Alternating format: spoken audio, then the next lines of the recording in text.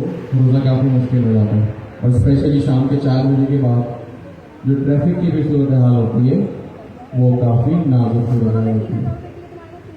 Let's hope बाकी का जो रमज़ान रह गया आधे से भी कम रह गया, जब 11-12 रोजे रहेंगे तो लेट्स होप कि जो है वो रमज़ान खैर खैरियत से गुजरेगा। अच्छा जी, आज जो है वो हमारी रमज़ान की और ईद से पहले की लास्ट क्लास है। फिर जो हमारी मुलाकात होगी वो मोस्ट प्रोबेबली जो हमारी क्लासेस रिज्यूम होगी वो थर्सडे 26 मार्च से होगी। अब हम तो संडे को आते तो आई थिंक हमें 3-4 दिन का गैप और मिल जाएगा। हमारा जो आज की क्लास में फोकस चल रहा है वो किस पे चल रहा है? मॉडल कॉन्टेक्स्ट प्रोटोकॉल पे। ठीक है, लास्ट क्लास में जो हमने पढ़ा था वो टूल्स को रिवाइज किया था और फिर जो है वो हमने एक सिंपल सा कॉन्सेप्ट रिसोर्सेज का देखा था। कॉन्सेप्ट सिंपल था, जो डाटा सिर्फ और सिर्फ रीड ओनली हो उसके लिए हम क्या यूज करते हैं? MCB resources. सिर्फ बस इतनी सी लाइन है, अगर आपको ये लाइन आपके जहन में बैठ गई तो इट मीन्स आपका एमसीबी रिसोर्सेज का कॉन्सेप्ट क्लियर हो गया। इसको इतना डिटेल में टेक्निकल इतने स्ट्रेट फॉरवर्ड टॉपिक को इसलिए पढ़ाया क्योंकि अब आप लोग क्योंकि 2 साल से प्रोग्रामिंग को पढ़ रहे हैं तो अच्छा, हमने जो ज़्यादातर फोकस किया था वो थ्योरी पर ही किया था, कोड लिखने में किया था, कोड चलाया भी नहीं था क्योंकि अब आप लोग को 2 साल हो गए।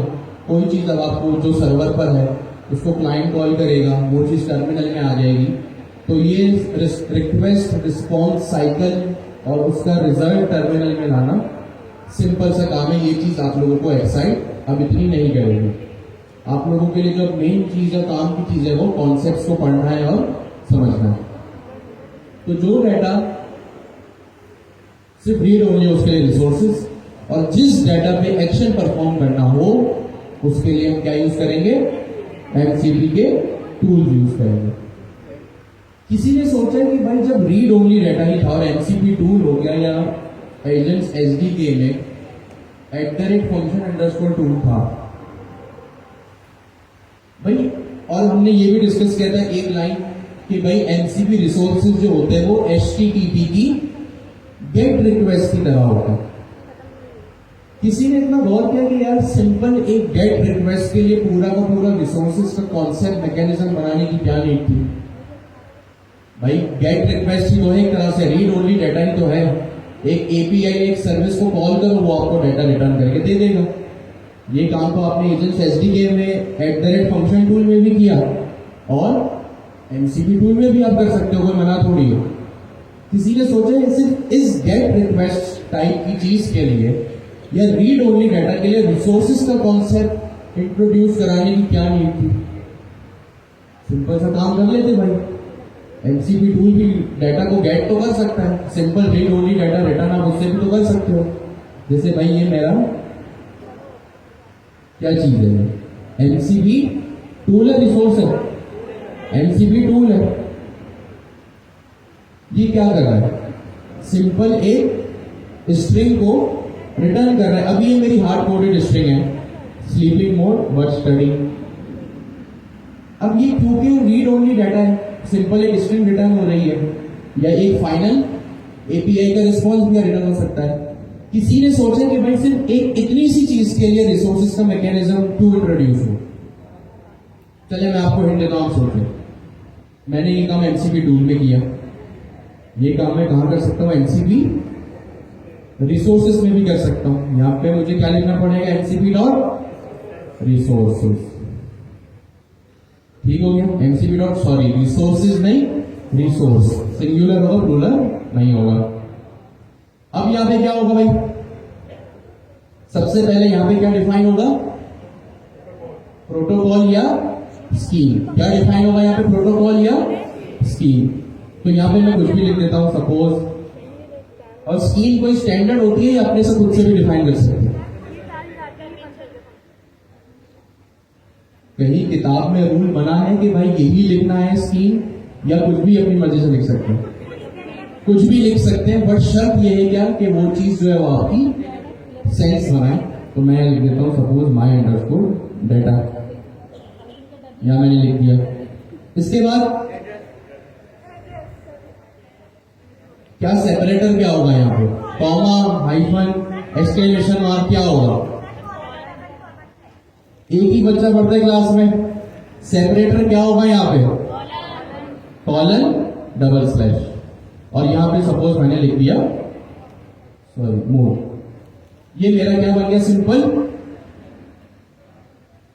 जो है वो यूआरएल बन गया अपनी। जब भी मेरा क्लाइंट कॉल करेगा तो मेरा क्लाइंट जो है वो इस यूआरएल को my underscore data colon slash slash mode को अपने पास लिखेगा, और जैसे ही वो दोनों चीजें, ये यूआरएल एग्जैक्ट सेम सर्वर का और क्लाइंट पे जब मैच होगा तो मेरा ये फंक्शन ट्रिगर हो जाएगा।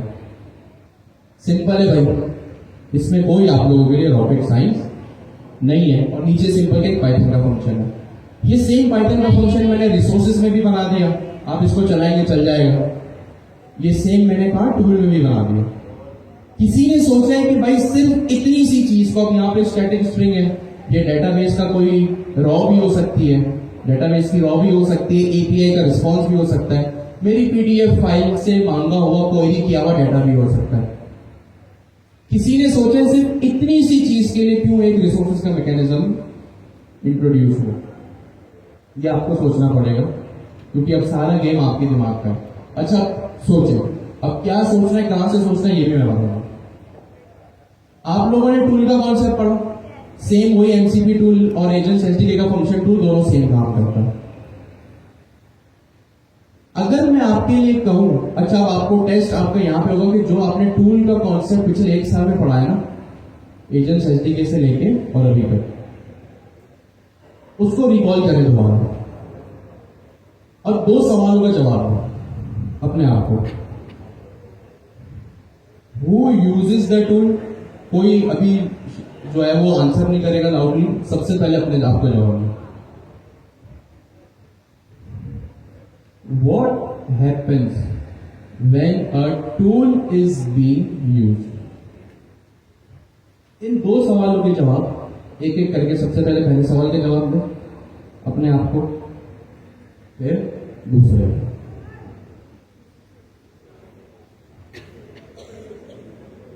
चलो, मेरा आपसे सवाल यह है सिंपल कि भाई रिसोर्सेज रीड ओनली डाटा होता है, ठीक है, और ये काम तो एमसीपी टूल भी कर सकता है, कोई भी रिटर्न चीज तो भाई एमसीपी टूल भी कर सकता है। क्या ऐसी नौबत आ गई कि रिसोर्सेज का मैकेनिज्म इंट्रोड्यूस हुआ? ये 2 सवाल है मेरे आपसे कि टूल को सबसे पहले यूज कौन करता है?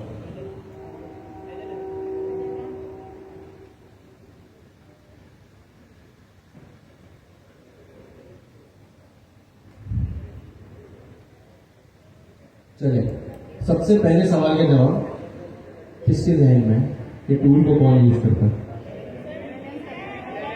कौन यूज करता है? लार्ज लैंग्वेज मॉडल जो है वो हमारे टूल को, large language model uses the tool. पहले सवाल के जवाब आप लोगों ने बहुत अच्छा दिया। टूल कौन यूज करता है? Large language model. जब भी लार्ज लैंग्वेज मॉडल कोई काम करता है, अब चाहे वो आपके टूल का यूजेज हो या चाहे आप उसको हेलो हाउ आर यू बोले, कुछ भी करें, इसका मतलब क्या है कि भाई आपने कहा एलएलएम टूल यूज करता है, तो इसका मतलब एलएलएम अपनी ड्यूटी परफॉर्म कर रहा है। जब भी लार्ज लैंग्वेज मॉडल अपनी कोई भी ड्यूटी परफॉर्म करता है, अब चाहे वो टूल का यूजेज हो या चाहे आप उसको हेलो बोले, आप उसको पूछे who is the founder of Pakistan, कुछ भी, जब भी लार्ज लैंग्वेज मॉडल अपने टूल को यूज करता है, अपनी कोई भी ड्यूटी परफॉर्म करता है, तो क्या होता है? अब इस सवाल का जवाब मैं आपको,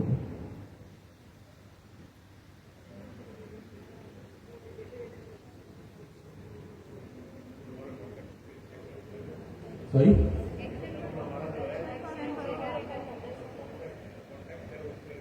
ठीक है, कॉन्टेक्स्ट एक्शन वो तो ठीक है जी, एपीआई कॉल होती है, ठीक है, वो तो रिसोर्सेज में भी हो सकती है। एग्जैक्टली, सॉरी आप क्या कह रही थी? आप कुछ कह रही थी? कहें, ठीक है, आपका नाम सर? अब्दुल समी। समी साहब ने बड़ा जबरदस्त जवाब दिया कि भाई लार्ज लैंग्वेज मॉडल जब भी अपनी कोई ड्यूटी परफॉर्म करता है तो उसके लिए टोकन्स खर्च होते हैं। क्या खर्च होते हैं? टोकन्स खर्च होते हैं। एआई की जबान में या आसान लफ्जों में पैसे खर्च होते हैं। तो लार्ज लैंग्वेज मॉडल जब भी कोई अपनी ड्यूटी परफॉर्म करता है तो उसके लिए क्या होता है? टोकन्स खर्च होते हैं। तो ये one of the benefits, not only but one of the benefits है अपने रिसोर्सेस को यूज करने का। What happens when a tool is being used? Tokens are being consumed when large language model performs its duty। तो ये दो सवाल अगर आपसे कोई पूछे रिसोर्सेज क्या, आपको पता है read only data, simple is that, कोई इसमें रॉकेट साइंस नहीं है। रीड ओनली मतलब जो यूजर से पढ़ सके, उस पर कोई काम ना कर सके। बट ये दो मेन चीजें हैं जो आपको पता होनी चाहिए कि भाई क्यों हमने ये काम किया। सपोज अगर आपका लार्ज लैंग्वेज मॉडल कोई, जैसे हमने लास्ट क्लास में लाइब्रेरी की एक एग्जांपल ली थी कि लाइब्रेरी में एक यूजर जाके बुक पढ़ सकता है, कितनी बुक्स है, क्या रूल्स एंड रेगुलेशंस है उस लाइब्रेरी के या किसी कंपनी के, वो क्या कर सकता है, उसकी प्राइवेसी पॉलिसी को पढ़ सकता है, मतलब रिसोर्सेज यूज करेगा। बट उस पर एक्शन परफॉर्म करने के लिए क्या करना पड़ेगा? टूल यूज करना पड़ेगा। अब जाहिर सी बात है, कोई भी कंपनी की प्राइवेसी पॉलिसी हर एक बंदा तो चेंज कर नहीं सकता। वो तो सिर्फ जो डिजायर्ड लोग होते हैं, जो कंपनी के सीईओ वगैरह ओनर्स होते हैं, सिर्फ वो ही उन चीजों को क्या कर सकते हैं? मैनिपुलेट कर सकते हैं, मॉडिफाई कर सकते हैं। तो आपके लिए ये एक अच्छा कॉन्सेप्ट है कि सपोज आप एनसीपी का यूज कर रहे हैं, क्लाइंट आपका कोई भी हो सकता है, चाहे वो फास्ट एनसीपी हो या ओपन एआई एजेंट एसडीके का एजेंट हो। सही है? आपके लिए एक बड़ा अच्छा यूज केस ये बन सकता है। और आप सपोज अभी तो आप जेमिनी यूज कर रहे हैं, आपके लिए या कोई यूज कर रहे हैं तो इतना मसला नहीं है, आपको वो चीज पता नहीं चल रही। लेकिन कल को अगर आप क्लाइंट के लिए काम करेंगे और वो ओपन एआई का या एंट्रोपिक का कोई एजेंट आपसे बनवाएगा और वो कहेंगे नहीं भाई इस एजेंट को, जाहिर सी बात है भाई प्रोडक्शन पे अगर कोई चीज चल रही है तो हर एंगल से उसका ख्याल रखना पड़ता है।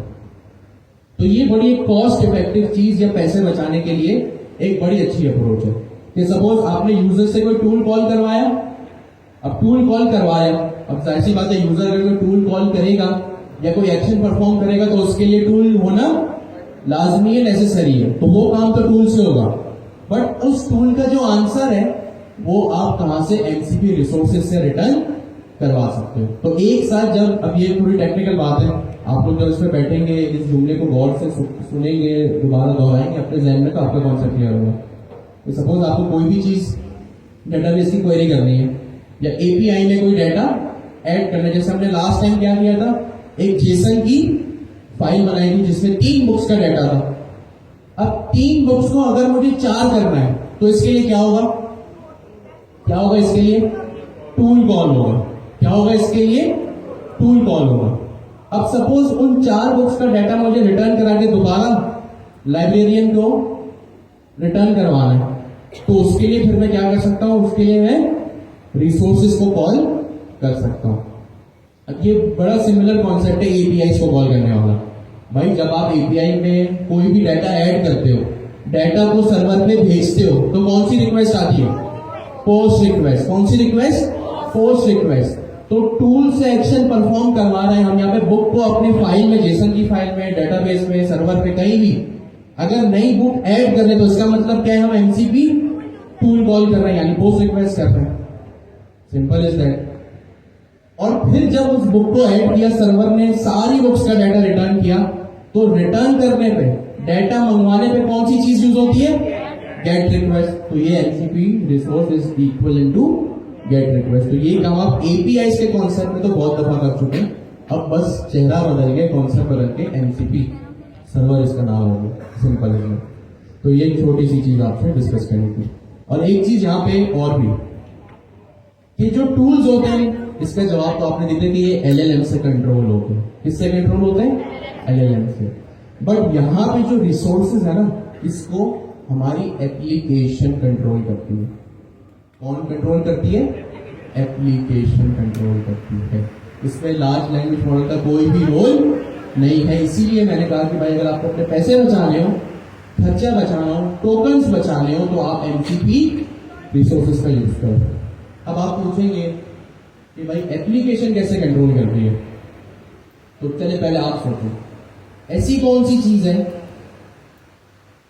क्लाइंट और सर्वर में रिसोर्सेज। टूल का जवाब आप लोगों ने दे दिया। रिसोर्सेज के कॉन्टेक्स्ट में रिसोर्सेज जब हम बात करें तो ऐसी कौन सी चीज है जो क्लाइंट और सर्वर में जो है वो डाइवर्ट होगी, जिसकी वजह से मैंने ये कहा या दुनिया कहती है कि रिसोर्सेज को एप्लीकेशन कंट्रोल करती है। किसने जवाब दिया? जबरदस्त, सिंपल इज दैट। एक आपका जवाब भी सही है और एक आपका भी जवाब पिन पॉइंट है कि भाई ये जो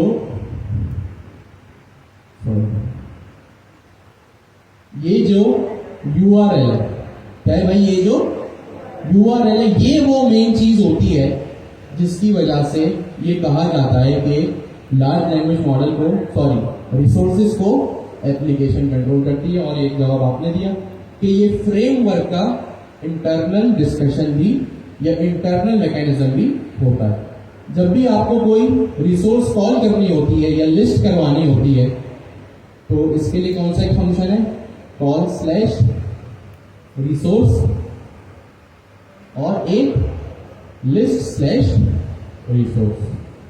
ये दोनों फंक्शंस मैंने लास्ट क्लास में क्लाइंट की फाइल में आपको लिख के दे दिए थे। सही है। तो जैसे टूल्स के मामले में होता है ना, कॉल टूल और लिस्ट टूल। अब आप टूल को कॉल करना है तो आप स्लैश कॉल लिखोगे और यहाँ पे आप लिस्ट स्लैश टूल लिखोगे। Simple is that. तो ये इन फंक्शंस का जो आपने जवाब दिया, आई थिंक मैं इनको गलत कर गया, खैर वो जो भी आपको आइडिया पड़ के हो गया। तो इन फंक्शंस की इंटरनल लॉजिक भी ये होती है कि भाई ये फंक्शन जो कि फ्रेमवर्क कंट्रोल्ड होते हैं वो जो है वो इस तरह फ्रेमवर्क को भी पता होता है कि मुझे कब एप्लीकेशन से काम करवाना है और कब जो है वो लार्ज लैंग्वेज मॉडल से काम करवाना है। और ये जो है वो URL का जो आपने जवाब दिया URL से भी कंट्रोल होता है। तो ये दोनों जवाब जो है बिल्कुल सही है। तो ये एक चीज टेक्निकल आप लोगों से डिस्कस करना जरूरी है। सिंपल कॉन्सेप्ट तो आपको पता है, क्लाइंट सर्वर को कॉल करेगा, कोड चलाओगे, टर्मिनल पे रिजल्ट भी आ जाएगा। जिस नाम का फंक्शन बना है वो चीज टर्मिनल में आ जाएगी। तो ये तो कोई इतनी एक्साइट करने वाली चीज है नहीं। जो मेन चीज थी वो ये छोटा सा कॉन्सेप्ट था। अच्छा जी, अब एक लिस्ट गो थ्रू कर लेते कि अभी तक हमने जो है वो क्या क्या एमसीपी में कर लिया। हमने जो चीजें ऑलरेडी डन फाइनलाइज कर ली है वो कौन सी है? सबसे पहले तो एमसीपी सर्वर्स। सर्वर में हमने क्या क्या देख लिया? टूल कॉलिंग और रिसोर्सेस। ये दो चीजें हमने देख ली। फिर हमने एक और चीज क्या देखी? आई थिंक हमने अभी कितना ही देखा एमसीपी सर्वर्स के कॉन्सेप्ट में। फिर हम आए एमसीपी क्लाइंट के ऊपर।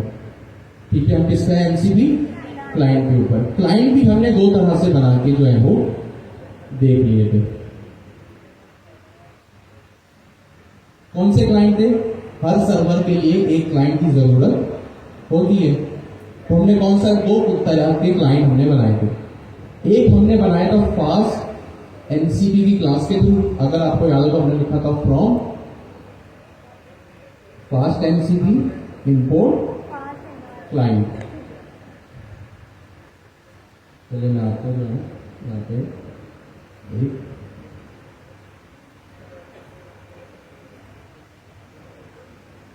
ये आपको ये कोड याद है? हमने लास्ट क्लास में ये कोड लिखा था। सबसे पहली लाइन क्या है? From fast MCP import client. और यहाँ पे सेम क्लाइंट की क्लास को यूज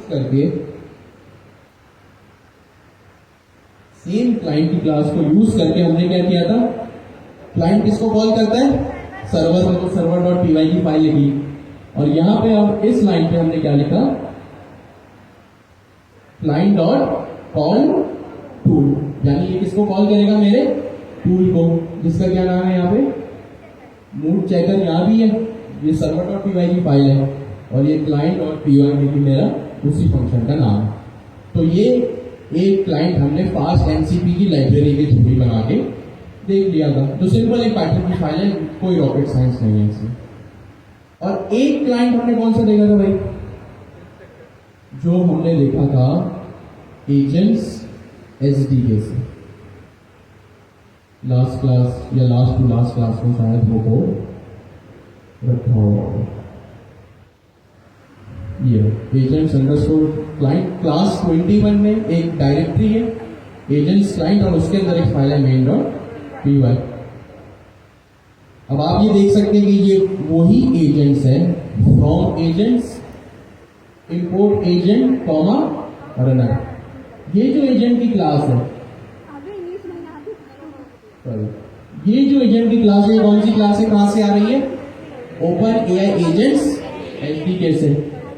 और ये रनर क्या चीज है भाई, जो एजेंट को चलाने के लिए रिस्पॉन्सिबल होता है। तो ये ओपन है एजेंट्स एसडीके का जो है वो क्लाइंट है। फिर हमने इसको स्क्रॉल किया,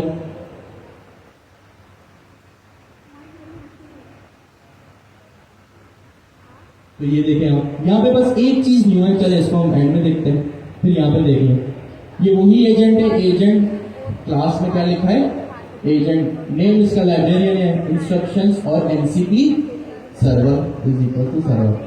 अब आपको ये तीन लाइनें देख के याद आ गया होगा कि ये एजेंट्स एसडीके का ही कोड है, कॉन्सेप्ट है। तो हमने दो तरह के क्लाइंट्स यहाँ पे देख लिए। और फिर आप यहाँ देख सकते हैं कि जब भी एजेंट से काम करवाना होता है तो हम किसको कॉल करते हैं, रनर डॉट रन को कॉल हम यहाँ पे कर सकते हैं। रनर डॉट रन एसिंक है, runner dot run underscore sync, async synchronous हो जाएगा, और यहाँ पे रनर डॉट स्ट्रीम भी आप कर सकते हैं। एक जो चीज वो यहाँ पे ये लिखी हुई, जब आपको एजेंट्स एसडीके से कम्युनिकेट करना होता है ना, एजेंट्स एसडीके के थ्रू जब आप कम्युनिकेट करते हो अपने एमसीपी सर्वर से, तो आपको ये लाइन लिखनी होती है। ये एजेंट्स एसडीके की डॉक्यूमेंटेशन में भी आपको जाके दिख सकती है। भाई नेम इसका लाइब्रेरियन सर्वर है, पैराम्स नाम देखे मैंने, वो ही HTTP 8000 पास किया है। तो ये सिंपल है। अभी ये एसएससी क्या है, यही हमारी आज की क्लास का आगे जाके टॉपिक है। तो हमने दो तरह के क्लाइंट्स यहाँ पे देख लिए, एक फास्ट एमसीपी और दूसरा एजेंट्स एसडीके। तो मैं यहां से इसको रिमूव कर सकता हूं।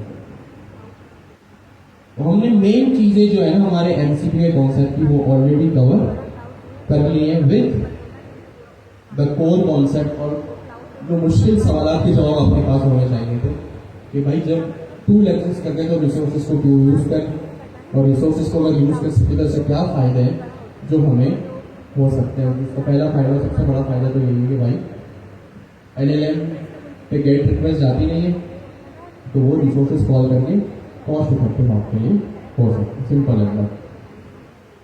तो ये मेन चीजें हमने ऑलरेडी कवर यहाँ पे कर ली है। अब आते हैं हमारी आज की क्लास के टॉपिक के ऊपर, जो है क्लास 22। छोटे छोटे कॉन्सेप्ट हैं, इसीलिए इनको एंड में रखा था, क्योंकि शुरू में हमने मेन कॉन्सेप्ट जो टाइम कंज्यूमिंग थे वो हमने ऑलरेडी कवर कर लिया।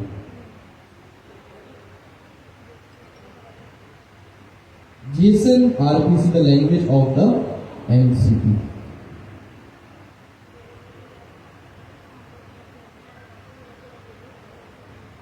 आज का हमारा सबसे पहला कॉन्सेप्ट है वो है JSON RPC।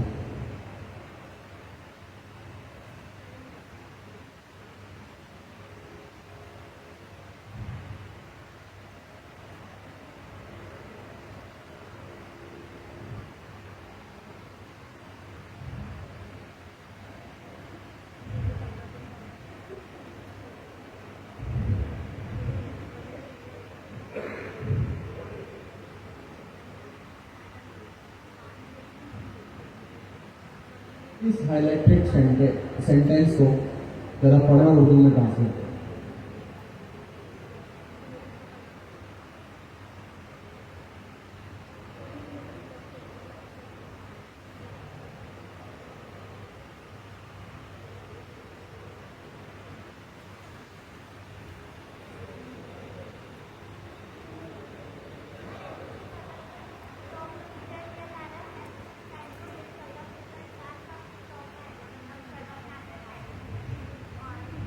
सही है।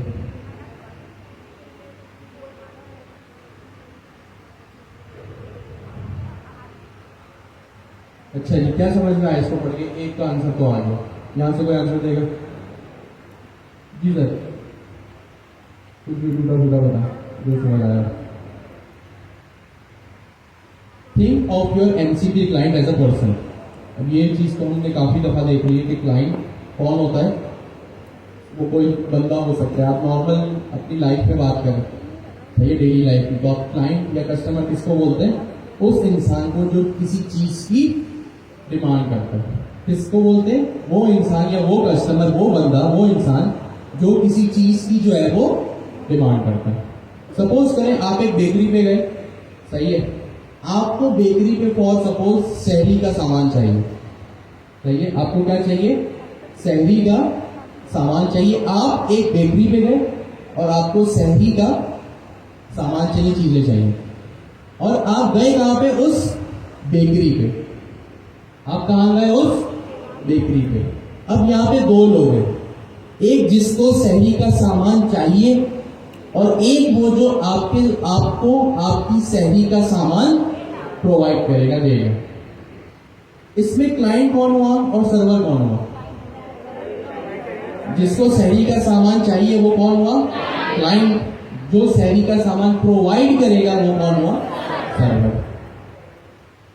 अब जाहिर सी बात है, आप लोग इशारों में बात तो करोगे, उर्दू में बात करोगे, पश्तो में बात करोगे, सिंधी में बात करोगे, इंग्लिश में बात करोगे, यानी किसी ना किसी लैंग्वेज मीडियम से आप लोग क्या करोगे?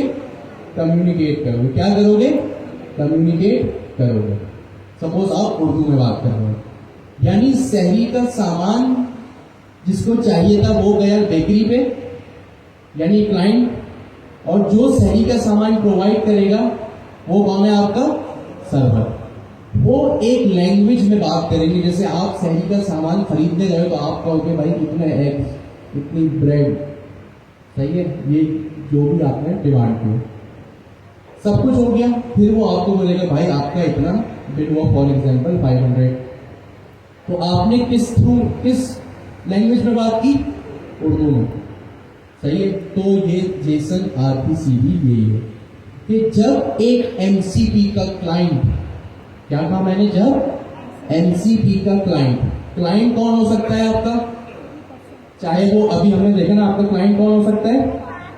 चाहे वो फास्ट एमसीपी हो या चाहे वो ओपन एआई एजेंट्स एसडीके हो, वो एक खास जबान में बात करते हैं। किस तरह बात करते हैं? खास जबान में बात करते हैं, जिसको हम क्या कहते हैं? Jason RPC. क्या कहते हैं जिसको हम? Jason RPC. आपने फ्रंट एंड एक्सजेएस पे बनाया, बैक एंड फास्ट एपीआई में बनाया, क्वार्टर 2 में आपने बैक एंड भी राउट हैंडलर्स बनाए थे .ts के नाम के, आपको याद होगा। आपका फ्रंट एंड बात कर रहा था किससे? आपके बैक एंड से। जब आपकी वेब एप्लीकेशन आपके बैक एंड से बात करती है तो किस लैंग्वेज का इस्तेमाल होता है? जेसन तो होता है, सही है, बट एक और कॉन्सेप्ट है। अगर मैं हायर डायमेंशन से पूछूं, यूआरएल होता है, जेसन होता है, बट एक कॉन्सेप्ट एचटीटीपी। कौन सा कॉन्सेप्ट होता है वो? एचटीटीपी। तो जब आपका नेक्स्ट.जेएस आपके फास्ट एपीआई से बात करता है तो वो किस शक्ल में बात करता है? एचटीटीपी। इसी तरह जब आपका क्लाइंट, अच्छा यहाँ पे नेक्स्ट.जेएस क्लाइंट है और फास्ट एपीआई आपका सर्वर है, तो ये दोनों किस सूरत में बात कर रहे हैं? नेक्स्ट.जेएस एचटीटीपी रिक्वेस्ट, और फिर ये किससे बात करेगा? पाइथन फास्ट एपीआई से। किससे बात करेगा? पाइथन फास्ट एपीआई से। इसी तरह जब आपका एमसीपी क्लाइंट, कौन यहां पे आपका, जैसे नेक्स्ट जेएस आपका क्लाइंट था भैया, server slash backend,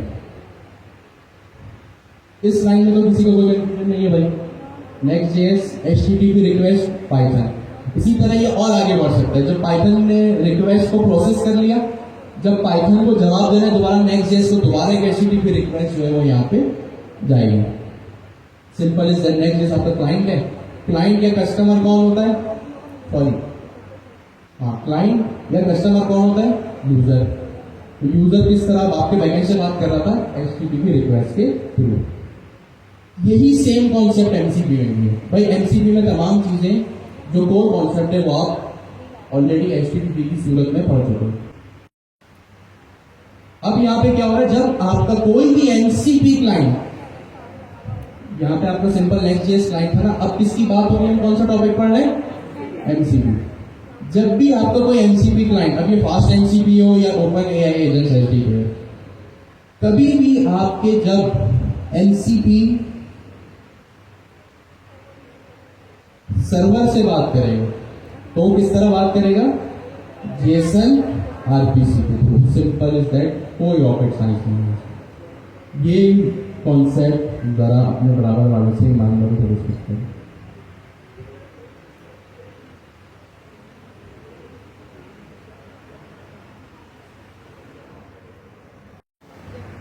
object notation, ठीक हो गई। अब यहां पे RPC, remote procedure protocol, sorry, remote procedure call,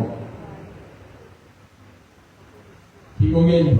अब ये रिमोट प्रोसीजर कॉल क्या है? ये बस इसका अभी हमें इसमें जाने के लिए नहीं है। अभी हम देखते हैं कि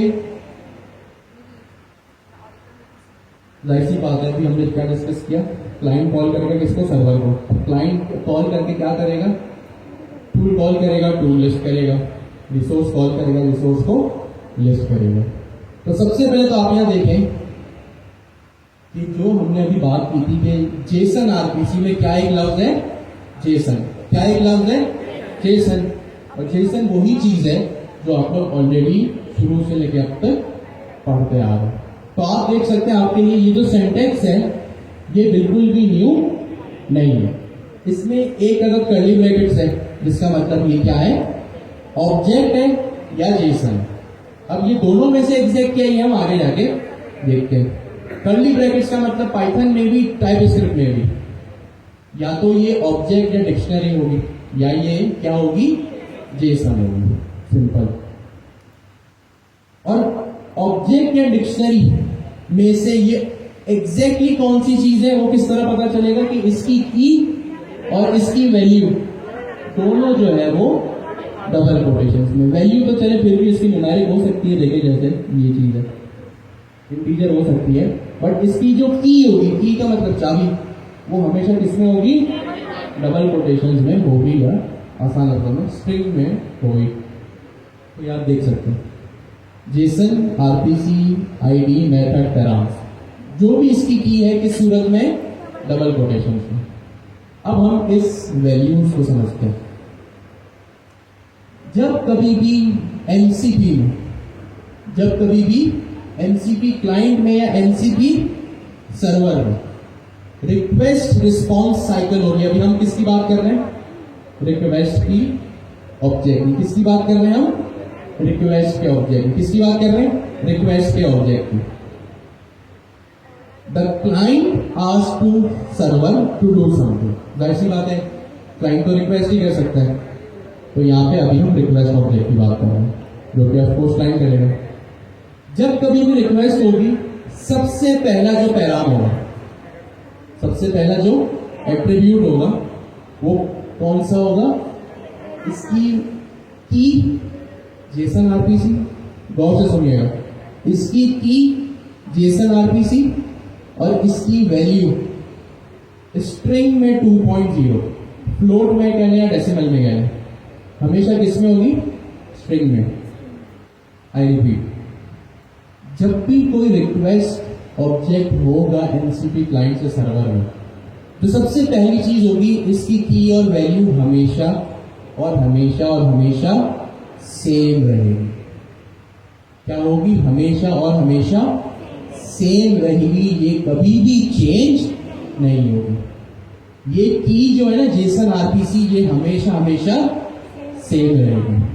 इवन के इसकी जो वैल्यू है, क्या कहा मैंने, इसकी जो वैल्यू है डबल कोटेशंस में, सिंगल कोटेशन भी हो सकता है ऑफकोर्स, 2.0 है, ये भी हमेशा और हमेशा सेम ही रहेगा। ये 2.0 भी कभी चेंज नहीं होगा, ना ये 2.1 होगा, ये 1.7 होगा, 100.43 कुछ भी नहीं होगा। ये जो पहली रिक्वेस्ट का जो ये पहला एट्रीब्यूट है, ये हमेशा और हमेशा इसकी की और वैल्यू दोनों सेम रहेंगे।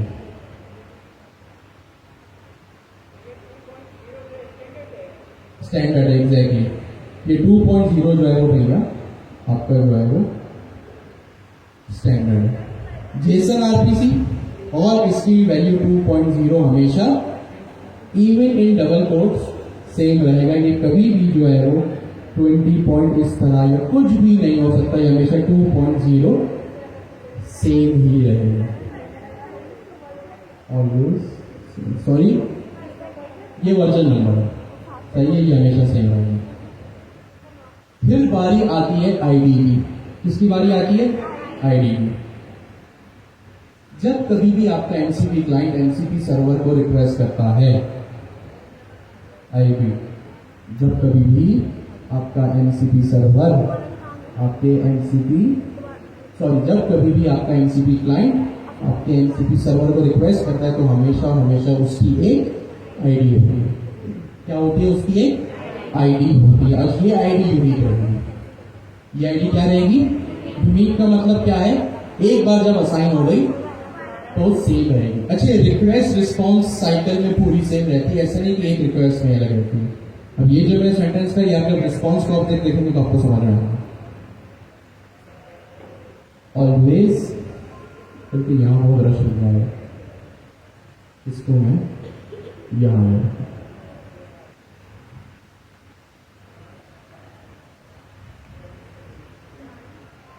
Always same, will never change. फिर एक चीज होती है आईडी, तो ये इंटीजर में होगी, ये स्ट्रिंग में नहीं होगी। Will always be unique in the request response cycle. आपको ये तो समझ में आ गया कि यूनिक का क्या मतलब है, या एक और sentence, it will always, there will always be an ID attribute। सही है, आपको पहला सेंटेंस समझ आ गया कि भाई हमेशा एक आईडी का एट्रीब्यूट होगा। विल ऑलवेज बी यूनिक, हमेशा ये यूनिक रहेगा in the entire request response cycle. अब ये जो रिक्वेस्ट रिस्पॉन्स साइकिल है, जब आप रिस्पॉन्स को ऑब्जेक्ट देखेंगे तो आपको समझ में आएगा। फिलहाल ये दो पैरामीटर्स अपने बराबर, सॉरी दो एट्रीब्यूट्स, नॉट पैरामीटर्स, अपने बराबर वाले से डिस्कस करें।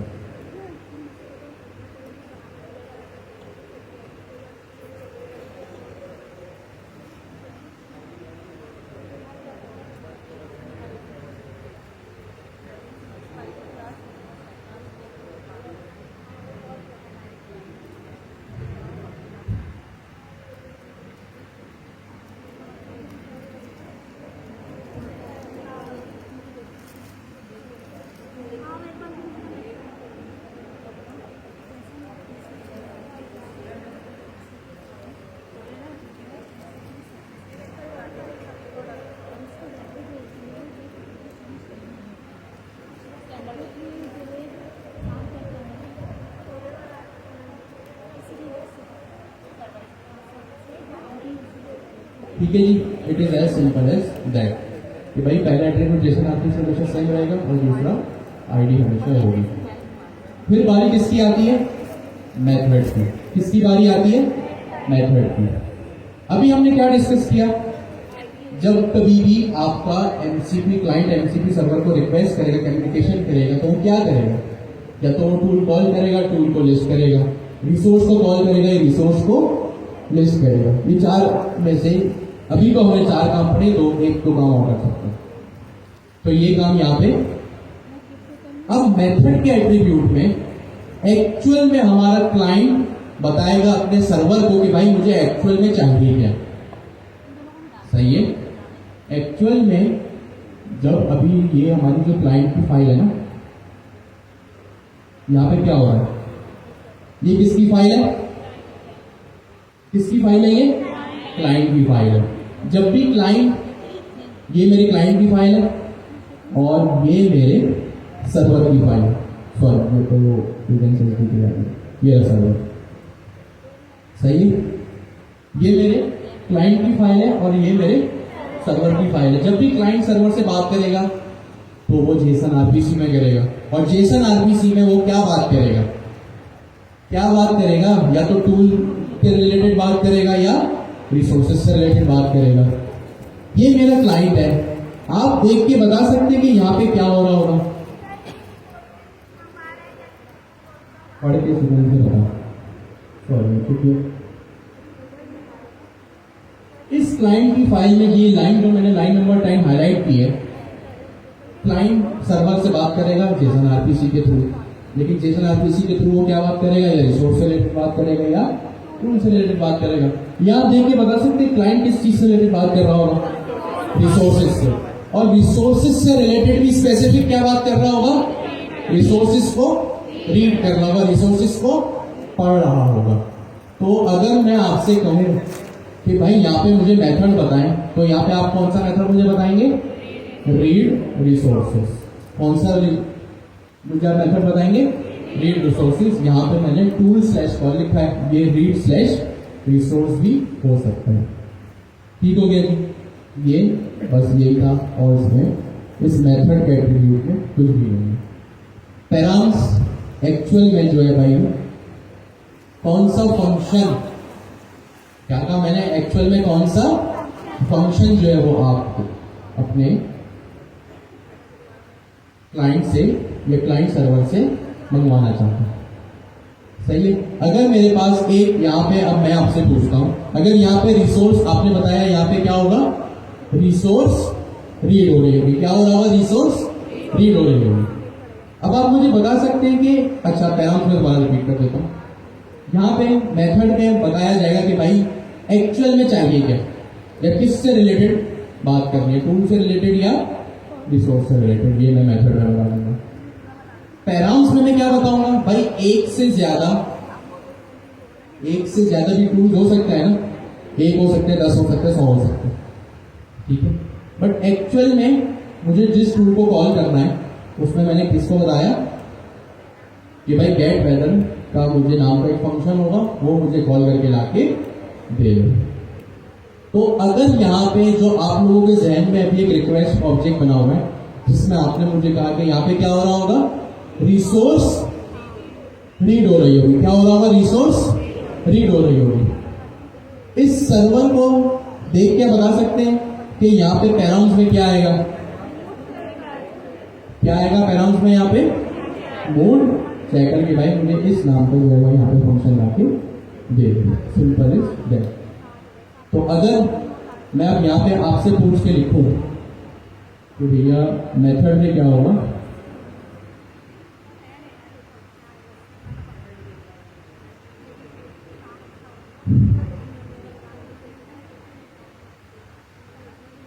client tells the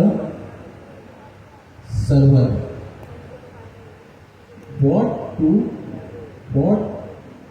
client wants।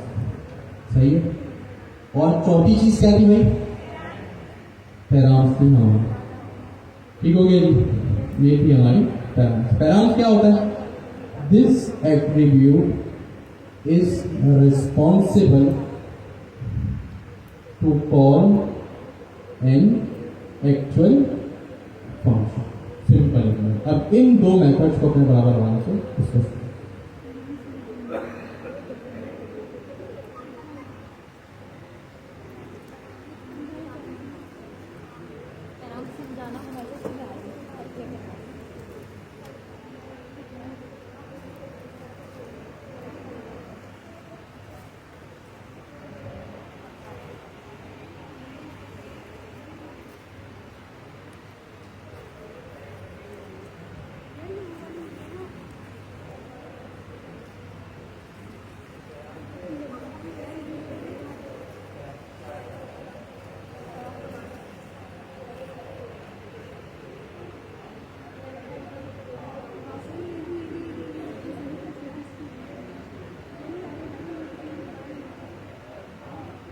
ठीक हो गया जी। तो ये एक एक्सप्लेनेशन थी आप लोगों के लिए किस चीज की, रिक्वेस्ट साइकिल की। किस चीज की एक्सप्लेनेशन की, रिक्वेस्ट साइकिल की। कि जब आपका सर्वर क्लाइंट से बात करता है तो किस जबान में बात करता है, जेसन आरपीसी के थ्रू। और जब जेसन आरपीसी की रिक्वेस्ट की शक्ल कैसी दिखती है, कुछ ऐसी दिखती है, जिसमें Jason RPC ID method params नाम के एट्रीब्यूट जो है वो होते हैं। और इनका क्या मकसद है ये हमने यहाँ पे जाके देख लिया। अब रिक्वेस्ट कर दी क्लाइंट ने, नेक्स्ट बारी किसकी होती है, इस चीज की रिक्वेस्ट के बाद क्या होता है, रिस्पॉन्स। क्या होता है, रिस्पॉन्स। तो ये हमने रिक्वेस्ट देख लिया, ये आप रिक्वेस्ट देख रहे हैं, रिक्वेस्ट का यही ऑब्जेक्ट था। और यहाँ पे मैंने एक टेबुलर फॉर्म में लिख भी दिया कि भाई कौन सी चीज क्या है।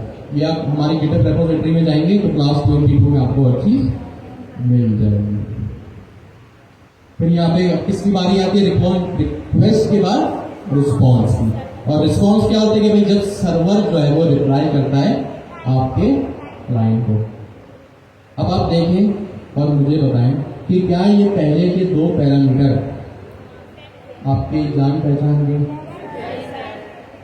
क्या है, जेसन आरपीसी 2.0 और आईडी 1। जब कभी भी एमसीपी में रिक्वेस्ट रिस्पॉन्स साइकिल होगी तो उसमें एक अलग पैरामीटर लाजमी जाएगा जिसका की और वैल्यू दोनों सेम रहेगा, जिसका क्या नाम है, जेसन आरपीसी 2.0। फिर किसकी बारी आती है यहाँ पे, आईडी की। अब ये आईडी का एट्रीब्यूट तो ठीक है, ये भी रहेगा हमेशा, बट इसकी जो वैल्यू है ना, ये वैल्यू क्या है, 1। ये वैल्यू क्या है, 1। अब यहां पे 1 क्यों है, क्योंकि ये रिक्वेस्ट या ये रिस्पॉन्स, सॉरी रिक्वेस्ट नहीं, ये रिस्पॉन्स या ये उस सवाल का जवाब है जो थोड़ी देर पहले मेरे क्लाइंट ने मेरे सर्वर से पूछा था। जब कभी रिक्वेस्ट रिस्पॉन्स साइकिल होती है ना तो हमेशा उसकी यूनिक आईडी होती है। जो रिक्वेस्ट होगी उसकी हमेशा एक आईडी होगी, और जब वो रिस्पॉन्स बैक करेगा आपका एमसीपी सर्वर, अब ये गौर से सुनिएगा, जब आपका एमसीपी सर्वर आपके क्लाइंट को वापस जवाब देगा तो वो हमेशा उसी यूनिक आईडी के साथ देगा। ये आईडी हमेशा क्या होनी चाहिए, आपकी रिक्वेस्ट रिस्पॉन्स साइकिल में जो आईडी का एट्रीब्यूट है ना, ये हमेशा क्या होना चाहिए, सेम होना चाहिए।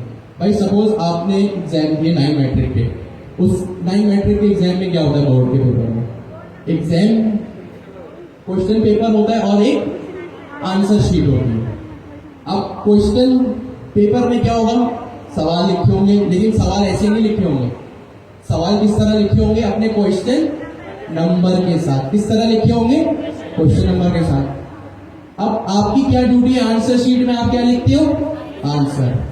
वो कौन सी ऐसी चीज है जो क्वेश्चन पेपर और आंसर शीट में मैच होनी चाहिए, क्वेश्चन नंबर के। भाई ये जो सेक्शन ए का सेक्शन बी का पहला सवाल है तो आप ऊपर हेडिंग लगाते हो सेक्शन ए और फिर क्या नीचे लिखते हो, क्वेश्चन नंबर के। कोई वो दोनों चीजें क्या होती है, आपस में मैच होती है।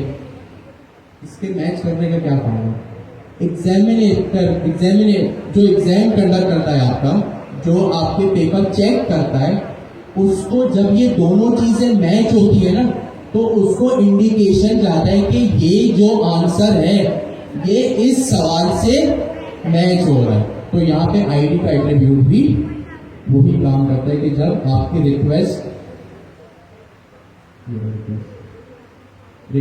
की आईडी जब रिक्वेस्ट जाती है तो आईडी के साथ जाती है। किसके साथ जाती है, आईडी के साथ। सपोज रिक्वेस्ट क्या है, सवाल यानी क्वेश्चन पेपर, सही है। और रिस्पॉन्स का क्या मतलब है, जवाब या आपकी आंसर शीट। तो ये आईडी भी हमेशा सेम होनी चाहिए। Result is the actual reply जो सर्वर आपको कर रहा है। रिजल्ट क्या है, जो आपका एक्चुअल रिप्लाई है जो सर्वर आपको कर रहा है। एग्जामिनेशन क्वेश्चन पेपर में एक सवाल था, फॉर एग्जाम्पल 14 पॉइंट्स ऑफ या जो भी 14 नुकता पहले आ रहे थे, सही है। वो क्या था, वो क्या था, क्वेश्चन था, वो क्या था आपका, क्वेश्चन था। अब जो आप एक्चुअल 14 पॉइंट्स लिखोगे वो किस पैराम में आएगा, इस रिजल्ट के पैरामीटर में आएगा। अब ये 10, 30 क्या है, ये सिंपल है, आपको इसमें इतना डालने की नीड नहीं है। जो भी आप रिटर्न करवा रहे होंगे वहां से string, sorry not string, my God, जो भी आप वहां से ऑब्जेक्ट रिटर्न करवा रहे होंगे वो चीज यहाँ पे कहाँ आ जाएगी, आपके रिजल्ट के एट्रीब्यूट में। तो ये रिक्वेस्ट नहीं, सॉरी बिल्कुल हो रहा है, ये रिस्पॉन्स का ऑब्जेक्ट और जेसन आरपीसी और खासकर ये आईडी का एट्रीब्यूट क्यों यूनिक रहते हैं रिक्वेस्ट रिस्पॉन्स साइकिल में, इसको आप अपने बराबर वाले से डिस्कस करो। ये रिजल्ट का एट्रीब्यूट, सॉरी आपने कोई सवाल पूछा, ये रिजल्ट का एट्रीब्यूट आपको पता है क्या कर रहा है, सवाल का जवाब दिया है। ये रिजल्ट का एट्रीब्यूट सिंपल है। एक्चुअल में क्या रिटर्न होता है भाई, सर्वर कोई ना कोई चीज रिटर्न करता है ना आपको, अब चाहे वो स्ट्रिंग रिटर्न करे, लिस्ट रिटर्न करे, डिक्शनरी रिटर्न करे, array of dictionary return, list of dictionaries return करे, या सिंपल यहाँ पे फाइल रिटर्न करे। सर्वर जब भी कुछ रिटर्न करता है किसी न किसी फॉर्मेट में करता है ना, तो यहाँ पे यही फॉर्मेट लिखा हुआ। अगर मैं आपसे पूछूं for how many days in the week, सही है, how many days in the week, तो आप यहाँ सिंपल 7 लिख सकते हो, जरूरी नहीं है ऑब्जेक्ट का, सिंपल होता है। तो ये जो भी डाटा स्ट्रक्चर रिटर्न हो रहा होगा ना इन एक्चुअल आपके सर्वर से, वो यहाँ आपने व्हाट्सएप पे किसी को मैसेज आया आपको, अब आपकी मर्जी, आप व्हाट्सएप पे टेक्स्ट मैसेज लिखें, वॉइस नोट में जवाब दें, ये उस सूरत का आंसर।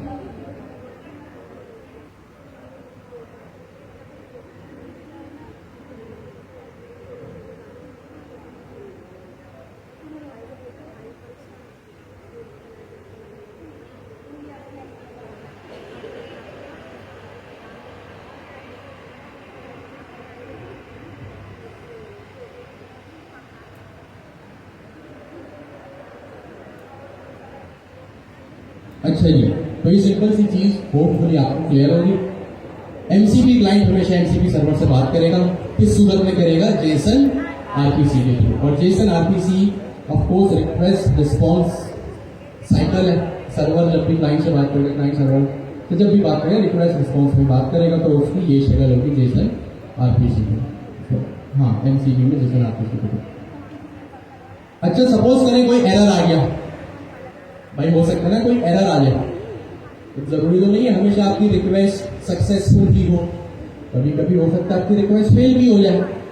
तो यहाँ पे एरर का ये ऑब्जेक्ट आ जाएगा, एरर भी मैंने यहाँ पे लिख दिया, इफ समथिंग गोज रॉन्ग, तो उसका सिंपल ये रिस्पॉन्स आपको क्लाइंट पे मिलेगा, जेसन आरपीसी और आईडी। फिर वही बात, आईडी यहाँ भी सेम है कि भाई आपकी किस रिक्वेस्ट में एरर आया। भाई जब आप सवाल के जवाब दे रहे थे तो वहां पे आईडी थी या नहीं थी, तो यहाँ एरर में भी आपको पता चलेगा ना कौन सी रिक्वेस्ट फेल हुई है, तो वो भी किसके थ्रू पता चलेगा, आईडी के थ्रू। और यहाँ एरर का ऑब्जेक्ट कोड 32,601 माइनस में, और message method not found. Method not found का क्या मतलब है कि आपने उस फंक्शन को, मेथड का मतलब फंक्शन, उस फंक्शन को कॉल किया जो सर्वर पे एग्जिस्ट नहीं करता। अब आप पूछेंगे भाई ये कोड कहाँ से आया और ये मैसेज किसने याद किया, तो यहाँ पे ये एरर का एक टेबल भी ऑलरेडी मैंने बना दिया। ये आपको बस याद रखना है कि ये ऑलरेडी डिफाइंड है, ये आपको कभी भी अपना कोई नंबर खुद से डिफाइन नहीं करना, ना ही अपना मैसेज कभी खुद से डिफाइन करना। ये ऑलरेडी एमसीपी आपको प्रोवाइड करता है। जब भी कोई मैसेज आए तो बस आपको यहाँ स्टेटस कोड मैच करके देखना है। यहाँ 5 से 6 स्टेटस कोड है, सही है, ये बस आप लोगों ने यहाँ से देख लेंगे, और इसकी डिटेल में मैं नहीं जा रहा, इसका क्या मतलब है। 5 एरर आप order by suppose server receive invalid Jason, सही है, ब्रोकन सेंटेंस, आपसे जेसन लिखने में मिस्टेक हो गई। जेसन लिखने में क्या मिस्टेक हो सकती है, भाई सपोज करें जेसन को की और एट्रीब्यूट या की लाजमी तौर पे डबल कोट्स में चाहिए, या हर एक एट्रीब्यूट के बाद कॉमा चाहिए, आपने जेसन लिखने में कोई मिस्टेक कर दी तो वो पास एरर। इनवैलिड रिक्वेस्ट, इनवैलिड का क्या मतलब है? जरूरत से कम चीजें आपने भेजी, सही है, जरूरत से कम चीजें आपने उसको भेजी। मेथड नॉट फाउंड मतलब फंक्शन जिसको आप कॉल कर रहे हो वो मिला ही नहीं, सर्वर पे एग्जिस्ट ही नहीं करता। इनवैलिड पैराम्स ये भी मोर और लेस सेम है, सही है। इंटरनल सर्वर एरर, ये भाई आपके सर्वर में ही कोई मसला है, सही है, आपके सर्वर में कोई इशू है तो वो इंटरनल सर्वर एरर आ जाएगा। और यहाँ पे भी ये चीज मैंने लिखी हुई है कि एनसीपी में भी खास खास क्या एरर आ सकते हैं। अब क्योंकि टाइम थोड़ा कम है इसलिए मैं जल्दी ये तीन चीजों को पढ़ा रहा हूँ आपको। तो भाई टूल एग्जीक्यूशन में एरर, सपोज टूल आपने कॉल किया, इसमें से कोई इशू नहीं है भाई, टूल एग्जिस्ट भी करता था, सर्वर में भी कोई मसला नहीं था, लेकिन टूल के चलने में कोई मसला आ गया। सपोज करें आपके टूल में एक एक्शन परफॉर्म हो रहा था डेटाबेस में, सपोज आपके डेटाबेस के कनेक्शन नहीं बन पा रहा, आप किसी एपीआई को रिक्वेस्ट कर रहे हो, वो एपीआई जो है वो डेड है या अभी रिस्पॉन्ड नहीं कर रही, तो ये चीज आएगा resource not found, prompt not found, prompt हम देखते जाएंगे, सही है। तो ये सिंपल सा कॉन्सेप्ट था जेसन आरपीसी का।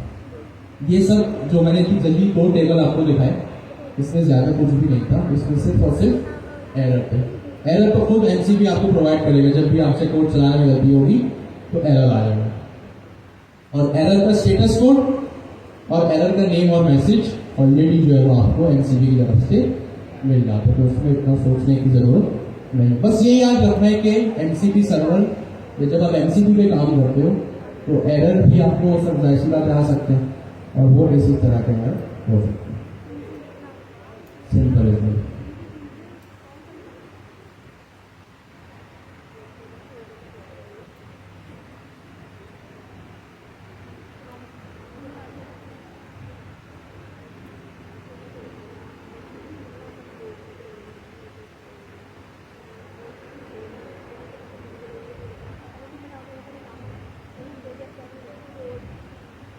आप लोगों ने इतनी सारी एआई एप्लीकेशन यूज की, चैट जीपीटी, क्लाउड कोड, अपने चैटबॉट बनाया,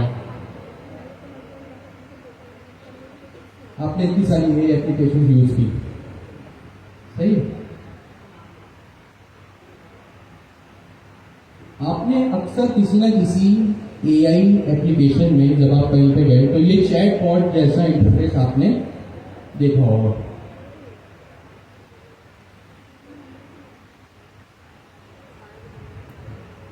इसको जूम करूंगा तो ब्लर हो जाएगा।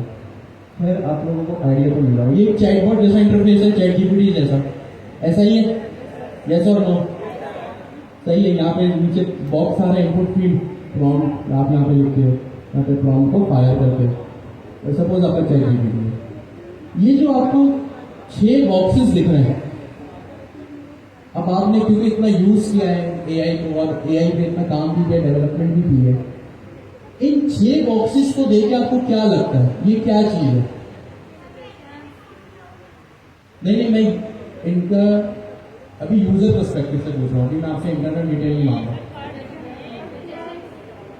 सोच के बताइए। ये जो 6 कार्ड्स हैं, ये पहला, दूसरा, तीसरा, चौथा, पांचवा और ये 6,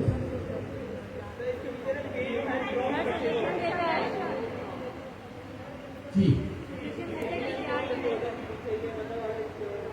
अभी मैं यूजर पर्सपेक्टिव से पूछ रहा हूँ, मैं अभी आपने कोई टेक्निकल डिटेल नहीं मांगा कि भाई बिहाइंड द सीन क्या एलएलएम कॉल हुआ होगा, क्या ट्यून कॉल, फला फला, कुछ भी नहीं। यूजर पर्सपेक्टिव से अगर आप इस एप्लीकेशन के यूजर हो, मैं अगर इस क्रिएट अ न्यू प्रोजेक्ट पे क्लिक करता हूँ तो क्या होगा?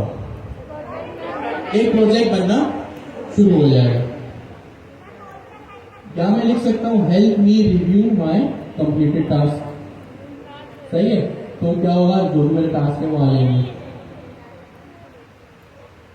Provide an update on my task, help me plan my day. जब आप इस पर क्लिक करेंगे तो क्या होगा, कोई भी एक्शन परफॉर्म होने लगेगा, सही बात है। और एक्शन कैसे परफॉर्म होगा, लार्ज लैंग्वेज मॉडल को कॉल करके ही होगा जिसने लिखा, सही बात। इस बात से सब इख्तिलाफ रखते हैं या इत्तेफाक रखते हैं? एग्री करते हैं, डिसएग्री करते हैं?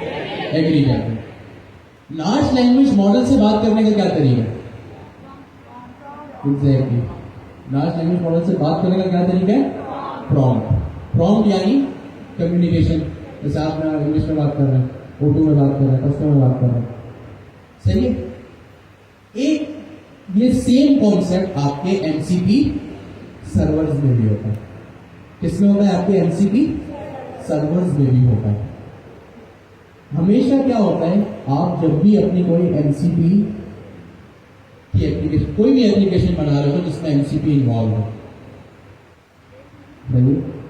जब भी आप अपनी कोई एप्लीकेशन बना रहे हो, अच्छा इस एक जो टॉपिक है ये एमसीपी प्रॉम्प्ट्स हमारा नेक्स्ट कॉन्सेप्ट है, इसको जरा डेवलपर पर्सपेक्टिव और बिजनेस पर्सपेक्टिव से सोचेंगे, सही। अब वो किस तरह में आगे बढ़े? भाई आप कोई भी एप्लीकेशन बना रहे हो, अब चाहे वो एआई एप्लीकेशन हो, वेब एप्लीकेशन हो, एज ए डेवलपर आपको पता है ना कि इसका यूजर कौन होगा? यस और नो? भाई आपने कॉर्पोरेट रूम में रिज्यूमे बिल्डर बनाया था, आपको क्या लगता है रिज्यूमे बिल्डर जो आप बना रहे हो उसको कौन यूज करेगा? आप किसी को भी अपना रिज्यूमे बनाना होगा, वही यूज करेगा उसको, यस और नो? सही। आपने अभी सपोज हैकाथॉन 0 आप बना रहे हैं, सही है। हैकाथॉन 0 में आपको जीमेल, व्हाट्सएप वगैरह, लिंक्डइन सब लगाना है, तो उसको कौन यूज करेगा? जिसको अपना ईमेल ऑटोमेशन करनी है, व्हाट्सएप मैसेज ऑटोमेट करना। भाई आप किसी रेस्टोरेंट में जाते हैं, रेस्टोरेंट के ओनर को पता होता है ना कि अगर कोई सपोज अगर किसी हाईवे के रेस्टोरेंट में जा रहे हैं तो उसको पता होगा ना कोई क्यों आ रहा है। ऑफकोर्स आप हाईवे के रेस्टोरेंट में जो भी सबका मेन ऑब्जेक्टिव होता है वो कढ़ाई खाने का ही होता है। भाई आप आइसक्रीम की दुकान पे जा रहे हो तो आपका ऑब्जेक्टिव क्या है? आइसक्रीम खाना। आप क्लाइंट हो, आइसक्रीम की जो दुकान है जिसकी, उसको पता है कि मेरे क्लाइंट को पहले से क्या चाहिए, उसको क्या पता है? उसको पता है कि मेरे क्लाइंट को क्या चाहिए। भाई आप बेकरी पे जा रहे हो, आप बेकरी पे जाके सपोज कढ़ाई तो ऑर्डर नहीं करोगे, सही है। आप जो भी बेकरी पे ऑर्डर करते हो तो बेकरी वाले को पता है। सपोज आप किसी भी सुपर स्टोर है शॉपिंग कर रहे हैं अपनी ग्रोसरी की, तो उसको पता है ना कि भाई आपको जो महीने का, पूरे महीने का जो राशन है आप वो भी डिमांड करोगे, आप उससे बाइक या गाड़ी की डिमांड तो करोगे नहीं। प्रॉम्प्ट्स की सूरत में क्या होता है, जब भी आप कोई एप्लीकेशन बनाते हो ना, सिर्फ इसका 2 लाइन का कॉन्सेप्ट है, सिंपल। प्रॉम्प्ट तो आपको ऑलरेडी पता है क्या होता है, लार्ज लैंग्वेज मॉडल से बात करने का तरीका। जब भी आप कोई एप्लीकेशन एमसीपी के थ्रू बनाते हो तो आपको पता होता है कि आपके क्लाइंट को क्या चाहिए होगा, आपके क्लाइंट को क्या चाहिए होगा। तो बस वही कुछ प्री क्राफ्टेड टेम्पलेट्स, क्या चीज? प्री क्राफ्टेड टेम्पलेट्स या पहले से बनाए हुए प्रॉम्प्ट्स डेवलपर क्या करता है या सर्वर क्या करता है, खुद ही अपने क्लाइंट को प्रोवाइड कर देता है। मुझे पता है ये यहाँ पे 6 बॉक्स है, सही है। अभी मैंने क्या कहा, एमसीपी प्रॉम्प्ट्स क्या होते हैं? एमसीपी में हमें अब तीसरी चीज हम पढ़ना है, एमसीपी सर्वर पर। हमने एमसीपी सर्वर में क्या क्या पढ़ा? टूल और रिसोर्सेज। अब हमें तीसरी चीज पढ़ा है जिसका क्या नाम है? MCP prompt. ये कौन प्रोवाइड करता है? सर्वर। बल्कि यहां लिखता है MCP prompts are provided by the server to the client. और प्रॉम्प्ट्स क्या होते हैं? या तो यूजर खुद लिख ले या आप यूजर को बना लो। In MCP context prompts are pre crafted templates या / order for large language model. Simple. ये इसमें यहाँ पे कुछ भी मैंने रॉकेट साइंस में लिखा। एमसीपी प्रॉम्प्ट्स क्या होते हैं? अच्छा, प्रॉम्प्ट्स क्या होते हैं भाई? लार्ज लैंग्वेज मॉडल से बात करने का तरीका। भाई यूजर खुद भी लिख सकता है, एक जो आप लोग आज तक चैट जीपीटी, क्लाउड, ये सब प्रॉम्प्ट आप दे रहे थे, इतनी आपने प्रॉम्प्ट इंजीनियरिंग शुरू में पढ़ी थी सारी। एक तो ये चीज है। अब एमसीबी में प्रॉन्स क्या होता है, आपको पता है कि प्रॉन्स क्या होता है, वो इससे क्या होता है, बट एमसीबी के कॉन्टेक्स्ट में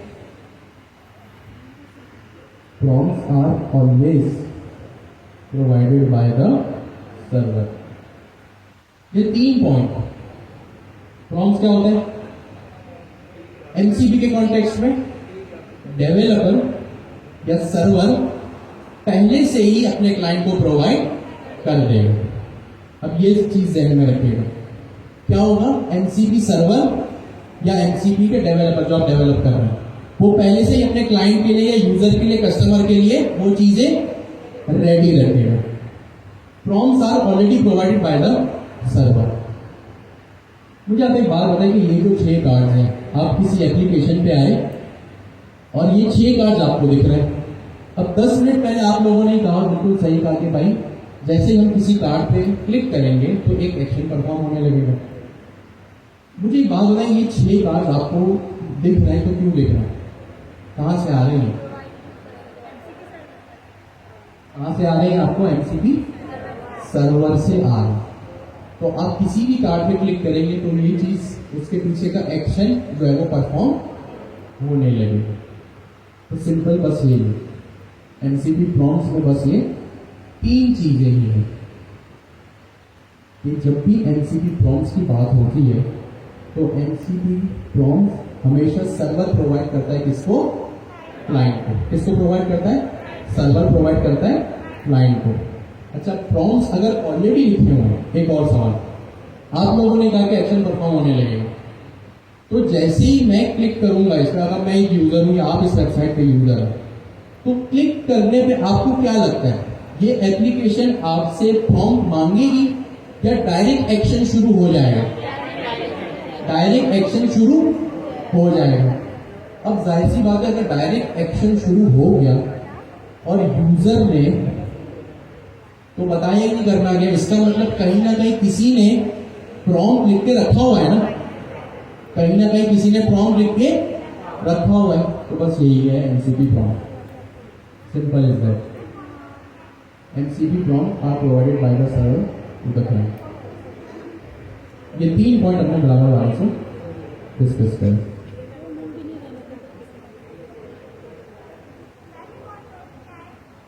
सॉरी,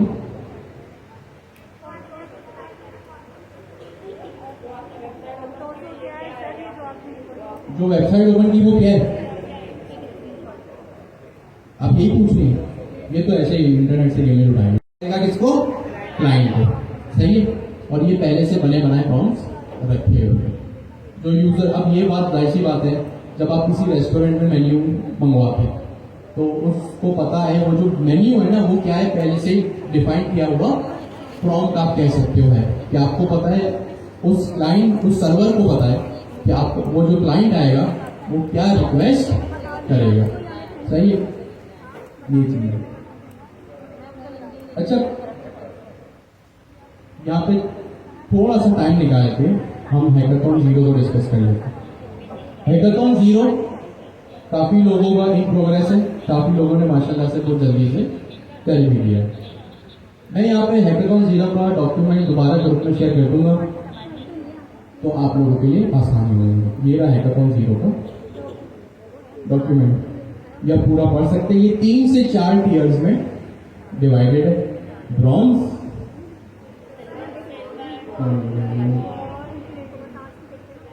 ये ब्रॉन्ज, सही है, जिसमें क्या करना है आपको, एक ऑब्सिडियन वॉल्ट नाम का या ऑब्सिडियन नाम का एक सॉफ्टवेयर है। क्या है आपको, ऑब्सिडियन नाम का सॉफ्टवेयर। जैसे आपका एमएस ऑफिस होता है या एमएस पावर पॉइंट होता है, एक्सेल, एमएस एक्सेल में क्या होता है, एक्सेल शीट्स होती है, सिंपल है। एमएस वर्ड में क्या होता है, डॉक्यूमेंट्स की फाइल होती है। इसी तरह ऑब्सिडियन में क्या होती है, आपकी मार्कडाउन फाइल्स होती है। क्या होती है आपकी, मार्कडाउन फाइल्स। मार्कडाउन फाइल्स क्या होता है, जिसका एक्सटेंशन .md होता है। फिर आपको क्या करना है, एक वॉचर स्क्रिप्ट बनानी है। Watcher script is just a fancy word for a Python file जो आपके जीमेल के ऊपर नजर रखेगा। सही है। Watcher script is just a fancy word for a Python file जो क्या करेगा, आपके जीमेल के ऊपर एक्चुअल में नजर रखेगा कि भाई कब ईमेल आया, जो ईमेल आया उसको एनालाइज करेगा कि भाई ये ईमेल है तो कितना जरूरी है। भाई सपोज कोई एडवर्टाइजिंग ईमेल है, आपने सपोज कहीं 2 महीने पहले कहीं से परफ्यूम खरीदा, उसने अपना नया प्रोडक्ट लॉन्च किया तो उसने मार्केटिंग कैंपेन चलाई और आपको एक ईमेल आ गया। अब आप मुझे खुद सोच के बताएं, अगर आप लार्ज लैंग्वेज मॉडल होते या अगर ऐसा ईमेल पढ़े तो क्या आप इस मार्केटिंग कैंपेन के ईमेल का रिप्लाई करते? क्या करते? कभी भी इस टाइप के ईमेल का रिप्लाई आप नहीं करते। सपोज करें आपको आपके मैनेजर का ईमेल आया या आपको जॉब इंटरव्यू का ईमेल आया या सपोज आपने कहीं टिकट बुक कराई तो एयरलाइन का आपको ईमेल आया, क्या इस तरह के ईमेल का जवाब देना मुनासिब है या नहीं? भाई आपके मैनेजर का अगर कोई ईमेल आएगा तो आप उसको रिप्लाई 110% करोगे। अगर आपको जॉब इंटरव्यू या आपके प्रमोशन का ईमेल आ रहा है तो आप उसका रिप्लाई 110% अपनी कंपनी में करोगे। तो यहां बस आपको ये काम करना है। किसके थ्रू करना है? क्लाउड कोड या क्वाइन आपके पास है तो आप उससे कर सकते हो। सही है। और यहाँ पे पूरी चीज लिखी हुई है कि किस तरह इनबॉक्स में सबसे पहले ईमेल आएगा, नीड एक्शन में अगर उस ईमेल को रिप्लाई की जरूरत है तो वो नीड एक्शन में चला जाएगा। कैसे वो इनबॉक्स से नीड एक्शन में ट्रैवल करेगा, उसको कौन एनालाइज करेगा? जाहिर सी बात है आपका क्लाउड कोड या क्वाइन। और फिर जब आपने उस पर काम खत्म कर दिया तो वो डर में चला जाएगा। सही है। अब मुझे एक बात बताएं, आपके पाइथन का एक सर्वर है, फास्ट एपीआई का एक सर्वर है और जीमेल एक थर्ड पार्टी चीज है। तो एआई के कॉन्टेक्स्ट में जब भी हमें थर्ड पार्टी से बात करनी हो तो किसका क्या कॉन्सेप्ट यूज होता है? MCP server. तो यहाँ पे जीमेल का एमसीपी आप लगा सकते हो। सही है। अगर आपने एपीआई लगाई है तो आप वो भी काम कर सकते हो। ये तो अभी मैंने बिल्कुल जल्दी समझा दिया। ऑफकोर्स आप इसको सुकून से बैठ के पढ़ लेना, काफी लोगों ने हो सकता है इसको ऑलरेडी इंप्लीमेंट कर भी लिया। ब्रॉन्ज के बाद सिल्वर आएगा। सिल्वर की सबसे पहले रिक्वायरमेंट क्या है कि भाई सारी ब्रॉन्ज की रिक्वायरमेंट्स को फिर सिल्वर शुरू करना। अब सेम चीज यहाँ पे भी है। पहले आपने सिर्फ जीमेल लिखा था, अब आपको व्हाट्सएप और लिंक्डइन भी लगाना। व्हाट्सएप का भी एक एमसीपी सर्वर आता है। अच्छा, ऑफिशियल व्हाट्सएप वालों ने रिलीज नहीं किया, बट व्हाट्सएप का एमसीपी सर्वर भी जो है वो एग्जिस्ट करता है। और लिंक्डइन के लिए थोड़ी सी आपको मेहनत करनी पड़ेगी। उसको एक डेवलपर अकाउंट बनाना पड़ेगा या एक पेज बनाना पड़ेगा। जैसे फेसबुक पेजेस होते हैं ना, वैसे लिंक्डइन का भी एक पेज, बिजनेस पेज आपको बनाना पड़ेगा। और यहाँ पे भी सेम काम आपको करना है कि भाई जैसे ही आपको अगर फॉर एग्जांपल जैसे मैं कहता हूँ कि भाई लिंक्डइन पे पोस्ट करो, तो आप लोग अक्सर भूल जाते होंगे, तो इस काम को ऑटोमेट आप कर सकते हो। इसमें क्या ऑटोमेट करना है, ये हर चीज यहाँ पे लिखी हुई है। व्हाट्सएप के एमसीपी सर्वर में क्या होगा? भाई सपोज आपका कोई ऐसा कॉन्टैक्ट नंबर है जिसका मैसेज आप मिस करना नहीं चाहते, तो व्हाट्सएप का एमसीपी सर्वर आपको फैसिलिटी देता है कि आप वो कॉन्टैक्ट नंबर व्हाट्सएप के एमसीपी सर्वर को प्रोवाइड करो, या तो सारे कॉन्टैक्ट्स प्रोवाइड कर दो या कोई एक स्पेसिफिक कॉन्टैक्ट या ग्रुप आप उसको प्रोवाइड कर सकते हो। जब भी उस ग्रुप में मैसेज आएगा वो आपको इन्फॉर्म यहाँ पे कर देगा। और आपको अगर कोई रिप्लाई करना हो तो वो भी आप अपनी ऑटोमेशन के थ्रू यहाँ पे कर सकते हो। ठीक हो गया। मजीद डिटेल्स आप यहाँ पे पढ़ सकते हो। इसी तरह और फिर आगे जाके फेसबुक, इंस्टाग्राम, ट्विटर सबकी इंटीग्रेशन आपको करनी होगी। अगर आपका कोई सवाल है कि यार कहीं हम फंस गए, तो यहाँ पे अगर आप मेरे गिटहब अकाउंट पे आएंगे, सही है, जब आप मेरे गिटहब अकाउंट पे आएंगे, ये वही अकाउंट है जिससे आपको संडे आफ्टरनून की रेपोजिटरी मिली है। पब्लिक रेपोजिटरी है, ऑटोनोमस ईमेल FT। अब ईमेल इसका नाम नहीं होना चाहिए क्योंकि इसमें काफी सारी चीजें तो ये मेरी तरफ से करती है। खैर आपको नाम याद रखें। ये मेरी रेपोजिटरी है जिसमें मैं ये ऑलरेडी प्रोजेक्ट कर चुका हूँ।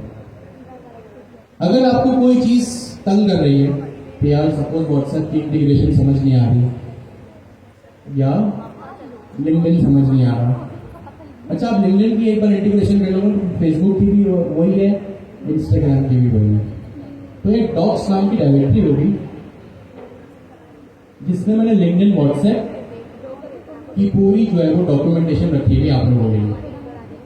तो आपको सपोज व्हाट्सएप पे आना हो तो आप देख सकते हो कि भाई व्हाट्सएप में मैंने 2 चीजें लिखी हुई हैं कि एक ये ऑटोमेशन करती क्या है, इसका ओवरव्यू, और इसकी टेस्टिंग अगर मुझे करनी हो तो मैं इस तरह यहाँ पे कर सकता हूँ। जब आप इस दोनों फाइल्स को पढ़ोगे ना सुकून से, या अपने क्लाउड कोड को प्रोवाइड करो ये दोनों फाइल्स, तो क्या होगा आपके लिए, अगर आपको समझने में मुश्किल हो रही है तो ये चीज आपके लिए आसान हो जाएगी। व्हाट्सएप के लिए भी है और किसके लिए है, लिंक्डइन के लिए भी। अच्छा, जो इसका गोल्ड टियर है ना, तीसरी चीज है, 2 चीजें तो होगा इसकी। एक तीसरी चीज ये भी है कि एक सिल्वर या गोल्ड में, सिल्वर में नहीं, गोल्ड में एक सीईओ ब्रीफिंग की ऑटोमेशन भी बनी हुई है। सीईओ को, जो आपकी कंपनी का सीईओ होता है, अच्छा यहाँ पे ये फाइनेंस से रिलेटेड है। तो भाई अगर आप एक फाइनेंस कंपनी है, सपोज आपकी बेकरी है या कहीं आपकी दुकान है, तो दुकान में क्या चीजें होती हैं, एक सीईओ या ओनर के लिए किसको पैसे देने हैं, किसकी पेमेंट आना बाकी है। अब ऐसी बात है, सपोज आज है 8 मार्च, सपोज 5 मार्च को किसी की पेमेंट आनी है, आज 8 मार्च हो गई, अभी तक उसकी पेमेंट नहीं आई, तो आप क्या करोगे, उसको एक रिमाइंडर भेजोगे। और वो रिमाइंडर कैसे भेजोगे, वही जो पिछले ब्रॉन्ज सिल्वर टियर में आपने व्हाट्सएप या जीमेल इंटीग्रेट किया था, उसी के थ्रू आप ये ऑटोमेशन मजीद कर सकते हो कि भाई आपकी 5 मार्च को पेमेंट ड्यू थी, बट आज 8 मार्च हो गई, अभी तक आपकी पेमेंट नहीं आई। तो वो कैसे होगा, यहाँ पे ये हर चीज मैंने यहाँ पे लिखी हुई आप लोगों को, आप इसको ब्रीफली पढ़ना, ये काम आपके लिए होगा। अच्छा, यहाँ पे एक और सॉफ्टवेयर यूज होगा जिसका क्या नाम है, ओडू। जिसका क्या नाम है, सही, इसको डाउनलोड करोगे। ये सिंपली एक फाइनेंस से रिलेटेड सॉफ्टवेयर है जो काफी सारे जो है वो आपको बेनिफिट्स प्रोवाइड करता है। जब आप इसको बैठ के देखोगे तो आपको समझ आ जाएगा। ये जो आपकी पेमेंट की जो स्लिप होती है वो जनरेट कर देता है ये, और भी 50 पूरा एक प्रोडक्ट है ये काम आप कर सकते हो। आप इस रेपोजिटरी में से चीजों को सिर्फ क्या करेंगे, पढ़ेंगे, इसको क्लोन करके सबमिट नहीं करेंगे, सही है, क्योंकि अभी मैंने देखा इससे कुछ 200-250 क्लोन ऑलरेडी हो चुके, सही है। तो इतना काम आप लोग मत कीजिएगा, सुकून से इसको पढ़िएगा, इस प्रोजेक्ट को आराम से क्लोन करके सबमिट करने की नीड नहीं है। अच्छा, हो सकता है काफी लोगों ने कर भी दिया, क्योंकि मुझे आप लोगों को पूरा भरोसा है। तो अब पकड़े कैसे जाए, वो पकड़े ऐसे जाए कि देखिए जब आपका ये कमिट्स आ रहा है या कमिट्स की हिस्ट्री में मिल इसका मैंने क्लिक किया, तो यहां पे आप देख सकते हैं, जाहिर सी बात है मेरी रेपोजिटरी है, तो किसका नाम आ रहा है, मेरा और क्लाउड का। तो ये पूरी कमिट हिस्ट्री में जाके हम ये आप किसी की रेपोजिटरी क्लोन करो और वो सबमिट कर दो। अब जिन्होंने किया वो सुनो, तो यहाँ पे जब हम कमिट्स में जाएंगे ना, तो हमें पूरी हिस्ट्री जो है वो यहाँ पे मिल जाएगी। तो अगर मेरे नाम का कमिट आपकी रेपो में आ रहा है तो उसका क्या मतलब है, क्लोन हुआ। आपने सब कुछ साफ कर दिया, ऑथर भी साफ कर दिया, रेपोजिटरी का नाम भी चेंज कर दिया, लेकिन इस चीज को कभी भी आप चेंज नहीं कर सकते। हो सकता है काफी लोगों को पता ही ना हो, वो गलती कर दी गई, क्योंकि मां पुरुष ने कहा है ना कि गुनहगार जितना ही चालाक क्यों ना हो, अभिजीत कोई ना कोई गलती जरूर करता है। तो वो ये गलती आप लोग ऑलरेडी कर चुके हैं, तो वो हमारे पास ऑलरेडी चीजें आ रही हैं। अच्छा, इसका सबमिशन फॉर्म अभी तक हमने नहीं बनाया है, तो आप क्या करें, उसको अपने गिटहब पे सुकून से रख दें। जब भी उसका फॉर्म हम रिलीज करेंगे, आप अपनी रेपोजिटरी को सबमिट करवा देंगे। अच्छा, अब कुछ सवाल आप लोगों के आ रहे हैं। अब 2 साल से आप लोग प्रोग्रामिंग पढ़ रहे हैं, आप लोग सवाल का जवाब खुद अपने आप को। आप लोग कह रहे हैं कि भाई ये जो 4 टियर है, सिल्वर, ब्रॉन्ज, गोल्ड और प्लेटिनम, क्या इसको एक ही प्रोजेक्ट में करें या अलग अलग? ये आप जाने, आपका प्रोजेक्ट है अपने आप। सबसे पहले आप लोग क्या करें, आज के बाद किसी भी प्रोजेक्ट में हमेशा हैकाथॉन का जो लफ्ज है ना, या ये जो साइड प्रोजेक्ट का लफ्ज है, ये अपने जहन से निकाल। जब भी किसी प्रोजेक्ट को आज के बाद से, चाहे गवर्नर हाउस में या किसी और इंस्टीट्यूट में जाके आता है, उसको उस तरह से अपने जहन में रखें कि आप उसको क्लाइंट के लिए करें। किसके लिए कर रहे हैं? क्लाइंट के लिए। अब आपका ये सवाल कि भाई क्या इसको एक ही फोल्डर में रखें या इसकी 4 अलग अलग गिटहब रेपोजिटरी बनाएं, ये आप जाने और आपकी मेंटेलिटी जाने कि अगर आप क्लाइंट के लिए कर रहे हैं तो क्या करेंगे। अगर आपको ऐसा लगता है कि क्लाइंट इसमें मजीद फीचर्स ऐड करवा सकता है तो उसको एक में रखें, वरना आपकी मर्जी। किसी का सवाल था कि यार कभी व्हाट्सएप की इंटीग्रेशन चलती है, कभी जीमेल की इंटीग्रेशन चलती है, कभी नहीं चलती, तो क्या ये हम सबमिट करवा सकते हैं?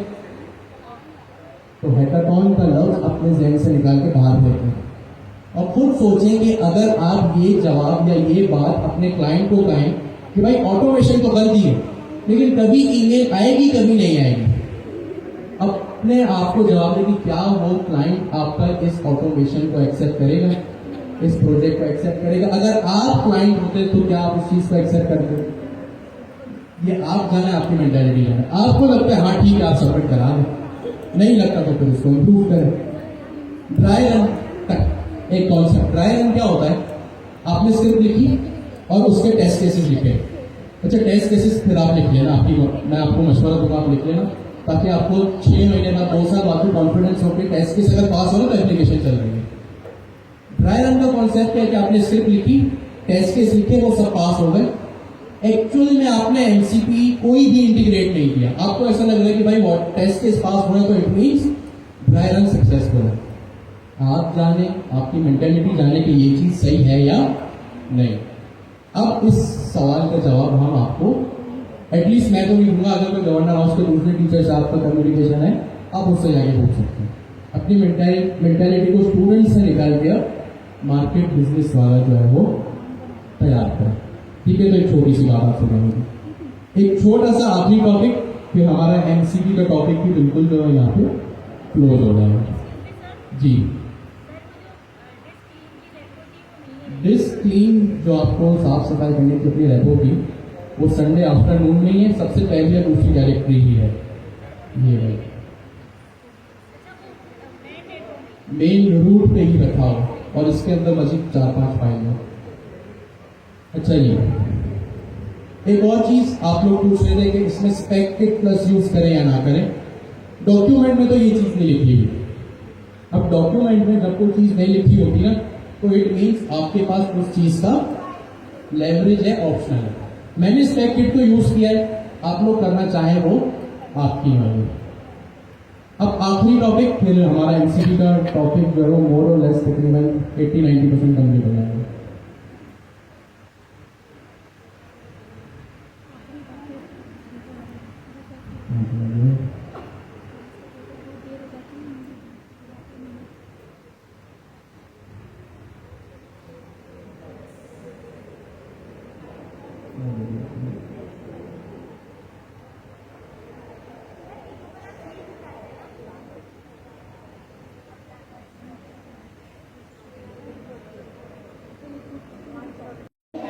लैंग्वेज है और लैंग्वेज जबान होती है। अब आप उस जबान को कहीं भी यूज करो, फेस टू फेस मिलके बात करो, व्हाट्सएप के थ्रू बात करो, ईमेल के थ्रू बात करो, तो स्टैंडर्ड आउटपुट इनपुट आउटपुट क्या होता है? लोकली और पर्सनली। जैसे हम अभी लोकल पर्सनली पढ़ाई कर रहे हैं, सही है, हम अभी क्या कर रहे हैं? पर्सनली एक जगह पे गैदर होके पढ़ाई कर रहे हैं। और किस तरह पढ़ाई कर रहे हैं? किस तरह पढ़ाई कर रहे हैं? मैं आपको कुछ बोल रहा हूं, आप मुझे कुछ बोल रहे हैं, तो जाहिर सी बात है कम्युनिकेशन तो है। लेकिन अभी हम सब कहते चलो भाई जूम पे आ जाओ, तो वो क्या हो गया? एक जो है वो हमारा तरीका चेंज हो गया पढ़ने का, लेकिन कम्युनिकेशन तो फिर भी रहा ना। तो रिक्वेस्ट रिस्पॉन्स साइकिल जब भी एमसीबी में होगी तो जेसन आरपीसी हमेशा रहेगा। रिक्वेस्ट रिस्पॉन्स साइकिल जब भी एमसीबी में होगी तो जेसन आरपीसी हमेशा रहेगा। सवाल ये उठता है कि वो जेसन आरपीसी हो कैसे रहा है? क्या वो एमसीपी सर्वर इस वक्त मेरे पर्सनली लैपटॉप पे चल रहा है या मैं किसी AWS के क्लाउड पे डिप्लॉय किया हुआ है और वहां से एमसीपी सर्वर से रिक्वेस्ट कर रहा हूं? ये एक उसके बाद की बात है। भाई सपोज आप मुझसे कॉल भी कर सकते हैं, आप मुझे मैसेज भी कर सकते हैं, आप गवर्नर हाउस में बैठ के भी पढ़ाई कर सकते हैं और ऑनलाइन भी पढ़ाई कर सकते हैं। आप ऑफिस जाके ऑन साइट भी पढ़ाई कर सकते हैं और वर्क फ्रॉम होम भी कर सकते हैं। तो भाई आप रिगार्डलेस ऑफिस में हो या वर्क फ्रॉम होम कर रहे हो, आपका काम कम्युनिकेशन अपनी टीम से अपने मैनेजर से तो है ना। इन्वायरमेंट आप किस बबल में बैठे हो वो डिसाइड करेगा स्टैंडर्ड इनपुट और स्टैंडर्ड आउटपुट। तो आज की क्लास यही तक थी। एमसीपी सर्वर ऑलमोस्ट हमारा यहाँ पे जो है वो पूरा कंक्लूड हो चुका है। जो पढ़ा हो LinkedIn, Facebook, Twitter, Instagram, Telegram, Discord, newspaper, हर जगह पोस्ट करिएगा। आप सबको एडवांस में मुबारक। Thank you so much. Allah.